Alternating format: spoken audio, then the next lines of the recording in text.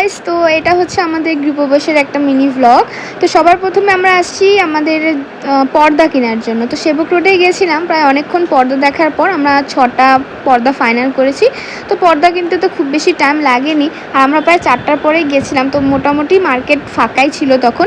তারপর আমরা চলে আসলাম বিধান মার্কেটে।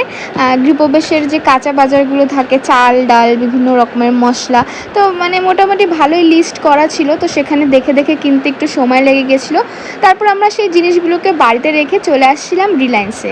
তো এখান থেকেও টুকিটাকি ভালোই জিনিস কেনা ছিল, আমাদের ঘর সাজানো ফুল, ধূপকাঠি, অনেক কিছু কেনার ছিল, মানে একটা অনুষ্ঠানে যত বাজার করতে লাগে। তো সব কিছু কেনার পর তারপর দেখো আমরা এখানে নতুন ঘরে আসছি। এখানে নতুন যে জিনিসগুলো কেনা হয়েছে সব রাখা, কিছু কিছু ব্যাগেই আছে আর কিছু কিছু মানে সাজিয়ে রাখা হয়েছে। এগুলো যেহেতু কালকে হবে তো আজকে আর কিছু করা হয়নি।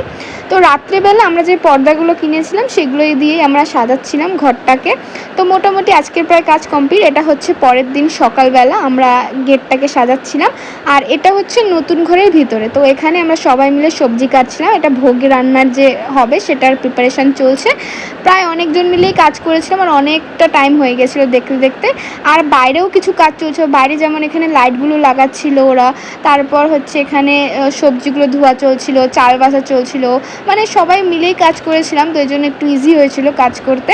তো তারপর দেখো এটা বিকালে ইসকন থেকে ঠাকুর নিয়ে আসছিলো, এখানে ওদেরই পাঠ ছিল, তো এটাই হচ্ছিল। আর এখানে হচ্ছে আমার বোন তিলক পরিয়ে দিচ্ছে ওর দাদাকে। তো এটা দেখো বাইরে এখানে ভোগের রান্না চলছে, ওদেরই লোক ছিল ইসকন থেকে।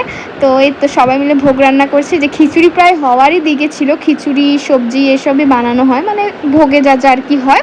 আর এখানে দেখো ঘরের ভিতরে এখন পাঠ চলছে, ইসকন থেকে অনেক লোকই আসছিল, তো সবাই মিলে পাঠ করছিল। তো প্রায় দেখতে দেখতে লোকজন এসেছিলো, তখন আর কোনো ক্লিপ নিতে পারিনি। এখন বাড়ির কিছু লোকই খাওয়া দাওয়া চলছিল, এই খাবার দাওয়ার প্রায় অনেকটাই কমপ্লিট হয়ে গেছে। এই তো তারপর আমরাও খেতে বসে পড়লাম। তো এইভাবেই আজকে আমাদের দিনটা গেল। তো চলো বাই বাই।